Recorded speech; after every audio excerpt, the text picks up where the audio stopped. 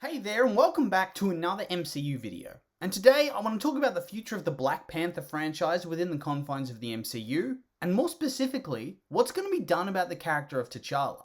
Now, as we know, T'Challa made his MCU debut in 2016's Captain America Civil War, and went on to star in Black Panther, Avengers Infinity War, and Endgame, establishing himself as one of the most popular characters in the entire franchise and setting himself up as one of the most iconic and groundbreaking heroes of all time. Seriously, the hype surrounding his character and film was truly insane and felt like a huge passing of the torch moment where the MCU would start to shift into a new direction.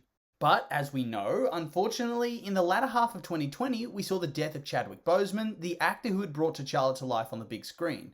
Now, obviously, in the wake of that, a lot of things in the MCU had to change, because the decision was made that the character wouldn't be recast or digitally recreated for a farewell scene.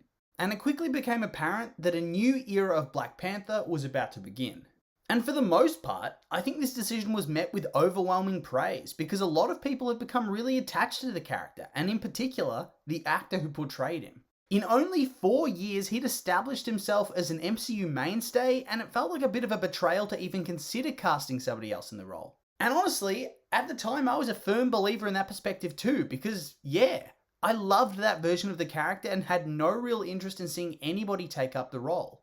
I felt like there was still room for somebody else to take the reins of Black Panther, but in a different way. But now here we are, around 18 months after his death, and suddenly I'm not quite so sure. And I'm a bit worried that in their grief for this iconic actor, Marvel and the world have kind of jumped the gun a little too early in saying that T'Challa will not be recast and a different character will take up the reins. And when I first heard about the decision, I fully expected that there would be an existing character that was going to take up the role. And I mean, there are a couple of good choices to choose from. Shuri, Okoye, Nakia, M'Baku, hell, even Killmonger for a stretch. So I was pretty optimistic that the sequel, whilst probably not going to be as good as the original, was going to be a bittersweet continuation of the legacy of Black Panther, with probably Shuri in the driver's seat. And that was fine then, but now, I'm not so sure. And why is that? Well, as far as I can see, Letitia Wright, the actress for Shuri, well, she went full crazy during COVID. And I'm no longer sure that she's the right choice as Black Panther going forward. And obviously nothing's been confirmed as of yet, but realistically she made sense as the successor, because she's of royal blood, which I feel like is probably important to Wakanda in their choice of the Black Panther. And it just makes sense for the younger sister to continue on the older brother's legacy. Especially since a big part of her arc in the first film was wanting to prove herself to her brother and show that he can trust her in the field. But then she had to go and ruin everything by going all hardcore anti-vax on Twitter, sharing a video that she said isn't anti-vax in nature, but is all about questioning what we put in our bodies. Sounds like anti-vax to me. Plus, based on the video that she shared, she likely has skepticism towards climate change and is transphobic, so that's a bit of a bummer. Because how the hell can you trust somebody like that now? To be a role model for kids? Yeah, I get her character's probably a little too important to just be fired over social media posts, but Disney's a pretty defensive company, and they react strongly when controversy rears its head. So I'm thinking that they might not even bother to pull the trigger on her being the Black Panther successor at all at this point. And I think it's the right choice. I just think it sends a bad message and is pretty terrible PR to have somebody who seems to deny science being the leader of your most advanced scientific nation in the MCU, and being a role model for millions of kids worldwide. It's just a bad look. But then that leaves us in a little bit of a pickle. Who the hell should be chosen instead? And whilst at first I looked at the list and thought any of them would do, now I'm not so sure. I mean, let's look at the potential characters. First up, Okoye. And I just don't think she'd be the right choice for this sort of role. Her character's much more the warrior general type, but I think the character of Black Panther needs to be so much more than that. They need to be a true all-rounder, a warrior, a general, a ruler. And not that she can't be that, but to me she feels very much like a follower type of character. Her whole arc in the first one is being strictly loyal to Wakanda. I feel like she needs somebody to rally behind. It just makes up part of her core characterization. Plus, she's already such a beast without any superpowers. To give her some, I think would ruin a part of what makes her unique and special. Plus, hiding her behind a full bodysuit and helmet would be a mistake, because she has such a distinct design compared to every other character. And so next up we have M'Baku.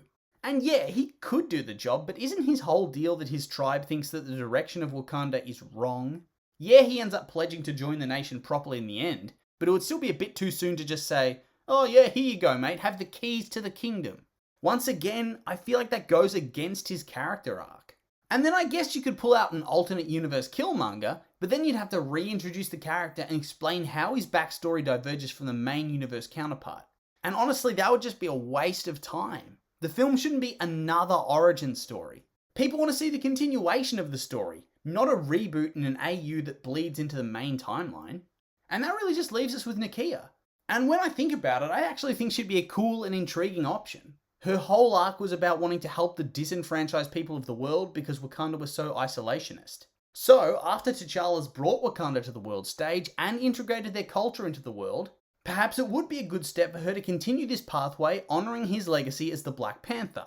But at the same time, you'd kind of need to do this as an origin story again, because she's one of the least developed characters that could take up the mantle. I just don't really care about her all that much. And honestly, I'd argue that neither does the majority of the audience. Okoye and Shuri have appeared in multiple films. Nakia, just the one. So you don't have that same connection as you do with the other potential Black Panthers. But at the same time, despite all this, she's probably the best choice from a story potential and a PR standpoint. But beyond recasting, it kind of brings me back to the issue at hand. In that now that I think about it, I really kind of do wish they'd been open to recasting the role. Because ultimately, this whole chunk of story, this part of the MCU's overarching narrative, it belongs to T'Challa. The MCU isn't new to recasting roles, although this is the first major cast member to die, and I feel like this was just such an important role from both an in-universe and out-of-universe perspective. And they've really shot themselves in the foot by not recasting, and it's going to hamper the franchise going forward. But then again, I can also see the other perspective too. Whilst he wasn't in the MCU for all that long a time, it's still a huge legacy that was left behind, and the creators may want to preserve that. After all, they also have an emotional connection to the actor and to the role. And at the same time, those are also some massive shoes to fill. It would be an impossible task to ever truly live up to his legend. But ultimately, I still think it would have been the best decision for the MCU going forward. And whilst it's not the end of the world that they didn't, I still think they should have in the end. That being said though, those are just my opinions, and now I'd like to hear yours. What do you think about this issue? Do you think a recast would have been a good idea, or do you like that they didn't? I'm curious for your thoughts, so make sure to leave a comment and let me know.